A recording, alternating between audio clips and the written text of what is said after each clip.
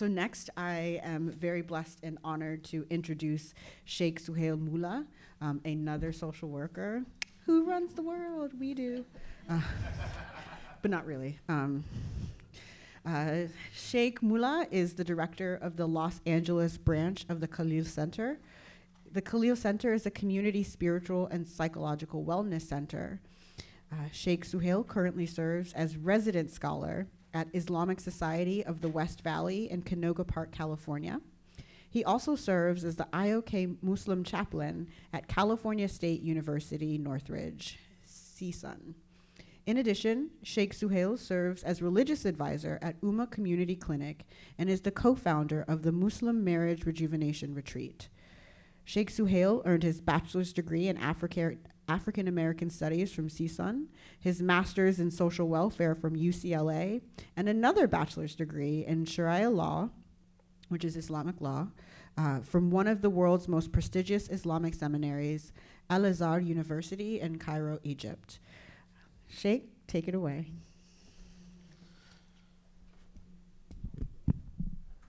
Assalamu alaikum.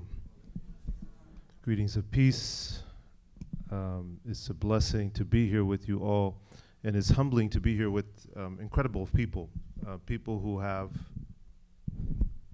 have incredible life achievements and integrated their faith realities with their human realities on a mental health level. And so I'm humbled to be here in the presence of these phenomenal leaders. And thank you both for sharing your stories. It's always, you know, I can't claim to have the same sort of impetus to my journey in terms of my integration of faith and mental health realities. I come from a little bit more of a privileged background, and it was that background and seeing certain things in the world that kind of took me down the path that I went down. And I am a social worker first and foremost, and that's how I've kind of always seen the world. And then later in life, I did my seminary studies overseas, and then so I came back to a point in my life where, well, what do I do? Like, man, I've been working in the system for years and years, and now I have this other skill set or this other world understanding. And so I went into serving the community full time as an imam at the largest mosque basically on the West Coast. And so it was a massive community. Our largest prayer services excuse me, would be 15,000 people. And so one of the things that I started experiencing was that after, every time you give a sermon, people come to you, and people start pouring their heart out to you.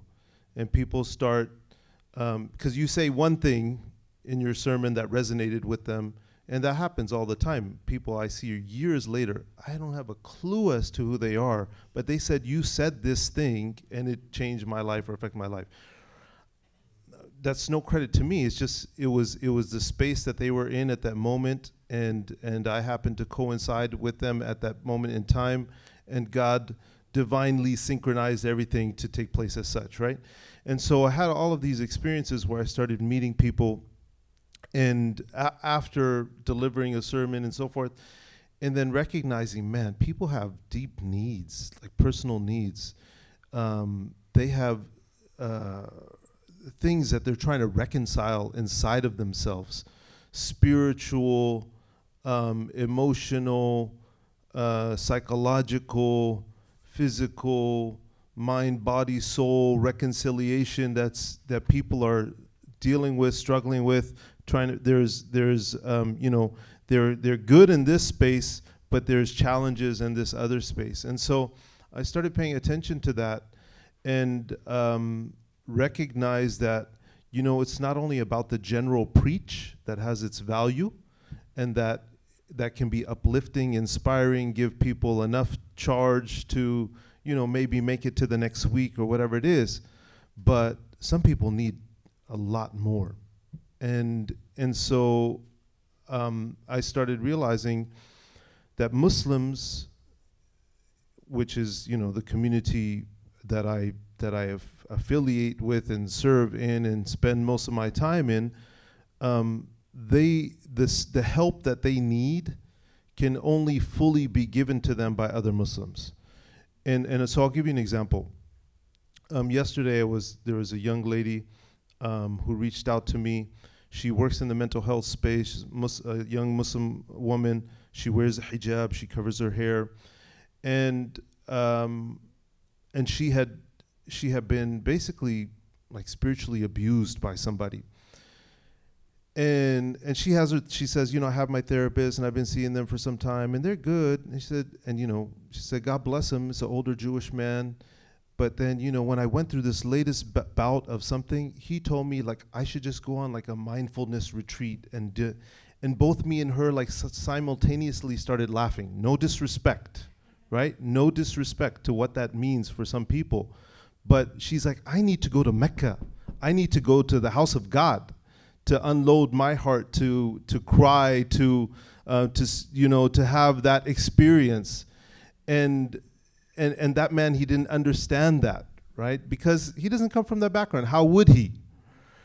And I've had so many experiences like that, right? With Muslims who seek services from people of other faiths or where whatever perspective they may come with. And then they come to a point where they hit a rock or they hit a wall and they can't move beyond it because they're not able to engage on the same wavelength. And so I've created this term that Muslims have to do a lot of backsplaining when they get into therapy, just for the other person to understand their worldview. Why do you wear that on your head? Does your husband make you do that? Well, wait a second. Do you have to pray 5 times a day? You're at work. Like, can you really, is it really that important? Can't you just wait till you get home? And all of these sort of commentary, right, as people who work in clinical settings are supposed to work from a place of non-judgment and so on. But we're human beings. We have biases that don't just magically disappear. I'm listening and I'll be very honest. I'm a human being. I listen to other people talk, and when they talk about their faith, my mind is processing their world through my world lens, my world view, right? And that's something I'm okay with that. I'm completely okay with that. I don't necessarily agree with everyone else's perspectives as it relates to their faith view, but I respect them for who they are in their faith view, right? But my principles may be different. But then when I'm dealing with somebody on a very intimate level, in therapy, for example, there's certain things that are just hard to remove. And so, anyways, I could go on and on. But we've, at the Khalil Center, we're the largest provider of Muslim mental health services in the country, and we have come to this place where we've developed basically our own modality by which to serve the Muslim community. We call it traditional Islamically integrated psychotherapy, where traditional Islamic values are integrated into the process of working with folks, which is because when you speak to their spirit, for some people that's the core.